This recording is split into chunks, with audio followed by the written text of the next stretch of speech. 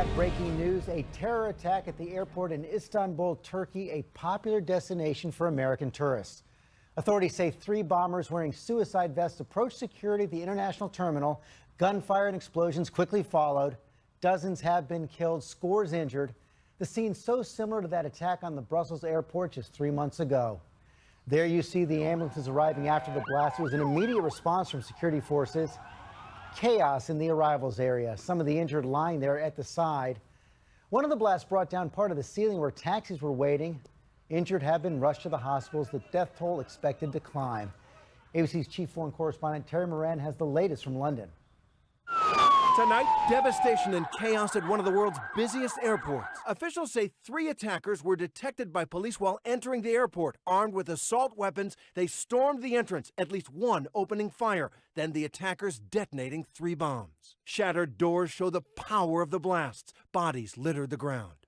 A shaken witness speaking minutes after the attack. A lot of people attacking. I didn't see, but I heard that one bomb, I think it's arrival area. I think it's 2. It's departure area. There is 2 bombs. I think I heard that. Panic ensued inside the airport. Sit down. Terrified passengers crouched down, taking cover in a store. Others run for their lives. Turkish officials confirming more than 24 dead, at least 60 injured. The wounded scattered on the ground. Dozens of ambulances rushed to the scene. This man was at the airport and now is desperate to find his brother. We are going to get the package on the car, and he was inside. My brother was inside to take cement from inside, and he is coming, and the explosion happened. My brother, he is not very good, and I can't see him now. I want to see him. I don't know what to do. The Ataturk Airport, the world's 10th largest, filled with international travelers every day, including many Americans. The U.S. consulate tonight tweeting out to visiting Americans, if in Turkey, contact family and friends and check in on social media to let them know you are safe. And just yesterday, the State Department issued an updated travel warning for Turkey, advising Americans that U.S. and other tourists have been explicitly targeted by international and local terrorist groups. The threats is explicitly targeting aviation services. George? And Terry, that's also because Istanbul has become such a target for terrorists this year. It really has, George. This is the 4th terrorist attack in Istanbul this year. The Syrian civil war right next door to Turkey, causing turmoil in the country. There are also internal conflicts in that country. But until recently, Turkey was an island of stability and peace in that region. But, George, all that has changed. Not anymore. Okay, Tara Moran, thanks very much.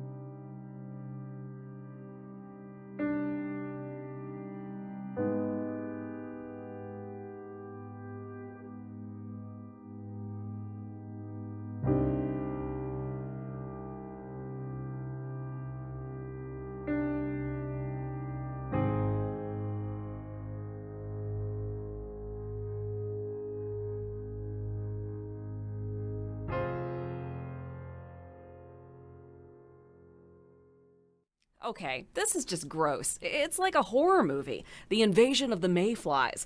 A small town in Illinois has been infested with thousands of these things. They flew in overnight to the town of Havana, southwest of Peoria. And normally they're harmless, but the problem is the numbers. Look at how many. And in this case, they were 6 inches deep in some places on a bridge that crosses the Illinois River. Cars got stuck. Ew. Now, in more international news, Turkey is looking to rebuild its fractured ties with Russia. The Turkish president says he sent President Putin a letter expressing his sympathies for the shooting down of a Russian jet last year. With the letter I sent to Mr. Putin, I both expressed my sadness about the incident and reminded cooperation opportunities that we can accomplish in the Middle East. Russia says Erdogan's letter was an apology, but Turkey's state-run news agency reported that the letter was not explicitly an apology, but rather an expression of sympathy and deep condolences to the family of the pilot who was killed. Since the downing of the jet last November, the Kremlin has imposed trade sanctions and suspended travel to Turkey as well. It has also vowed to keep it that way until it receives an apology from Ankara. A new law has made Hawaii the first state to put gun owners in an FBI database. The database automatically notifies police if island gun owners are arrested anywhere in the country. The law also disqualifies sex offenders and stalkers from owning a gun or ammunition.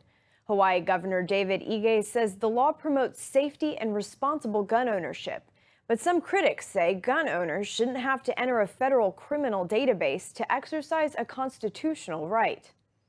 A new study released Monday from Stanford University has shown that California's Central Valley has a lot more fresh water than previously thought. The home? Underground aquifers. They're calling it a huge find, basically a water windfall, if you will, in California. And guys, this is a big deal considering how badly the state needs water. We all know that, but there is a catch to this. That water is way down, thousands of feet below ground, and it'd actually be pretty expensive and risky to get it up. The study goes on to say that it could even cause the valley floor to sink, and some of the water that this team found is considered brackish, although it's apparently not too salty and could be treated. There's still a lot more research that needs to be done, especially on what this could mean in the long run, but it's an amazing find nonetheless. A new report shows that Beijing is sinking by as much as 4 inches per year. Much of that is due to groundwater depletion, which causes dried up soil to compact. The city's central districts are among the worst affected. The rapid sinking could harm Beijing's rail system as well as buildings and construction projects. Beijing's population is more than 20 million, and that puts tremendous strain on its underground aquifers. It's estimated that Beijing requires nearly 1 billion gallons of water a year. More than 18 million Americans are getting their drinking water from systems that have violated federal lead rules. Not only does the EPA know about it, they've done almost nothing to enforce their own regulations, according to multiple industry experts. I think that the public needs to be told the truth about contamination in their water supply. More than 5,000 water systems are in violation, including failure to properly test water, failure to report contamination, and failure to treat water properly, according to a new analysis by the Natural Resources Defense Council, or NRDC. In 9 out of 10 cases, the EPA took no enforcement action when water systems violated the lead and copper rule, the federal regulation meant to keep America's tap water safe from lead. Imagine a cop sitting, watching people run stop signs and speed at 90 miles an hour through small communities and doing absolutely nothing about it. That's unfortunately what we have now. Eric Olson is among the experts, saying water utilities are routinely gaming the system, using incorrect testing methods to avoid detecting high levels of lead. What that means is there are even more water systems with lead issues that aren't officially in violation. They don't care if they're violating the law. They don't feel like they're going to face any penalties. Philadelphia is one city accused of gaming the system. In 2014, city officials sent residents questionable instructions for testing, telling them to pre-flush their water and remove aerators, which often trap particles of lead. Experts say both techniques would make lead levels appear lower than they actually are. In fact, the EPA instructed as far back as 2007 that they should not remove or clean aerators. I was concerned. I wanted to test my home's water. Jonathan King's 18-month-old daughter has been drinking Philadelphia's water from the tap since she was born. He's organizing a group of homeowners to get independent answers because he doesn't trust the way the city conducted its testing. It concerns me that they're not using the best practices available. It concerns me that they're not following the latest EPA regulations. So why doesn't the EPA enforce its own rules? Multiple sources and industry experts tell CNN it comes down to two key reasons. Water isn't a main priority for the EPA because its resources are stretched thin, and the EPA has a cozy relationship with the water systems it's supposed to regulate. They're friends, they hang out with each other, they ask for each other's advice, and you get close after a while. So should citizens be worried? Citizens should be very concerned. When Alan Morrissey retired last year from his job as an EPA Water Department enforcement officer, he said he was frustrated because blatant violations would go without punishment. Morrissey says even EPA employees don't trust what comes out of their tap. So most of my colleagues have all chosen to install a water filter underneath our kitchen sink. But you're saying that people who work at the EPA are buying water filters because they aren't confident in the quality of their tap water. Yes. Some things are just too big of a mystery, keeping even geniuses like Stephen Hawking guessing. What still mystifies you about the universe? Why do the universe and all the laws of nature exist? Are they necessary? In one sense they are, because otherwise we wouldn't be here to ask the question. But is there a deeper reason? We might not be able to answer Hawking's question, but there's a chance we could help with something else he told Larry King he knows all too well. Hawking said in the roughly 6 years since he was last interviewed by King, the world hasn't gotten any less greedy. Air pollution has increased over that time to the point where now 80% of urban dwellers are in danger, and he called global warming Earth's most pressing issue. When interviewed by King in 2010, Hawking said, "We are in danger of destroying ourselves by our greed and stupidity. We cannot remain looking inwards at ourselves on a small and increasingly polluted and overcrowded planet." That echoed a stand he made on global warming at the Royal Society of London in 2007. Hawking has asserted that hotter ocean temperatures would melt the ice caps and cause large quantities of carbon dioxide to escape the ocean floor. Those effects could, in turn, make Earth's climate more like Venus's, with temperatures reaching 250 degrees Celsius. But there is change on the way. This week, American, Canadian, and Mexican leaders are set to announce a goal of half of the continent's energy coming from zero-carbon resources by 2025. The Freedom from Religion Foundation is going after the city of Hondo, Texas, for proclaiming themselves God's country on its welcome sign. That's been the city's slogan since the 1930s. But after 2 complaints, the FFRF is calling for the sign to be taken down. The mayor of Hondo says he has no plans to change it. He believes the sign gives people an idea of what kind of community they're entering.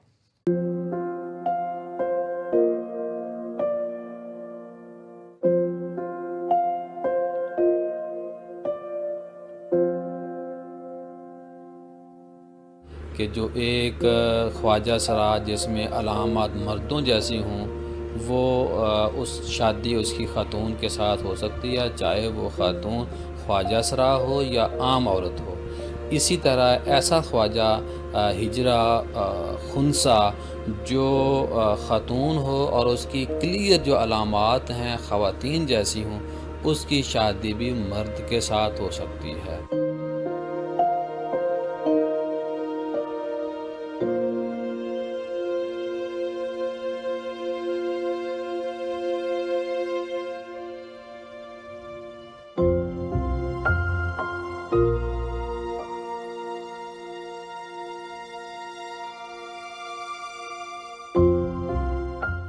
Almost exactly 1 year after the Supreme Court struck down a ban on same-sex marriage, a federal court got rid of another hurdle for same-sex weddings in Mississippi. On Monday, a U.S. district judge issued a permanent injunction that prevents Mississippi clerks from denying marriage certificates to same-sex couples based on religious beliefs, blocking part of Mississippi's controversial House Bill 1523. The bill would have let state officials recuse themselves from providing marriage licenses to same-sex couples.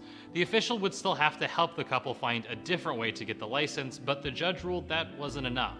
In his opinion, Judge Carlton Reeves said that the state is permitting the differential treatment to be carried out by individual clerks. While the ruling is a victory for proponents of same-sex marriage, it only blocked part of HB 1523. The bill has several other provisions that opponents say discriminate against the LGBT population. HB 1523 still prevents the government from intervening when a person, organization, or business acts according to their religious beliefs. An ACLU representative says the bill basically sanctions religious discrimination. The law goes into effect July 1st. A police officer in central China's Hubei province had a narrow escape when he dropped into a sinkhole on a bridge. But he refused a rescue. What happened? Liu Yong could see that the bridge in Jiangsu County was in danger of collapsing after a heavy downpour on Sunday. As he was trying to cordon off the area, the cement road of the bridgehead suddenly sank beneath his feet. He managed to cling onto the sides of the hole and avoid falling into the roiling water below. His colleagues and local villagers approached to try to pull him out, but Liu called for them to stay away. He knew that their extra weight could have caused more of the surface around the hole to sink. Liu had one of his feet on a rock on the bank, with the other dangling over the water. He dropped through the hole and escaped danger by sliding onto the bank. And welcome back, everybody. We are back now with this morning's Hot Shot, and we're talking about mid-air prayer. Former NFL star Tim Tebow lending a hand on a flight, comforting fellow passengers after an older gentleman reportedly suffered a medical emergency. When Tebow heard exactly what was going on, he went back to pray with the family, left his seat in first class. A fellow traveler, Joshua Douglas, snapped the photo, posted it on Facebook, praising Tebow for his kindness. And here's what he told us about the incident. He just reached in and they reached out and grabbed him and they were hugging each other. He bowed his head and they had prayer. Unbeknownst to him, people around him, teary-eyed, whispering words of encouragement and praying with him as well. Something for all of us to aspire to this morning, since we're talking about Pat Summit, who said you win in life with people. The flight landed in Dallas. He didn't stop there. He helped the family with their bags, and the man is in stable condition. Way to go, Tim. Mm-hmm.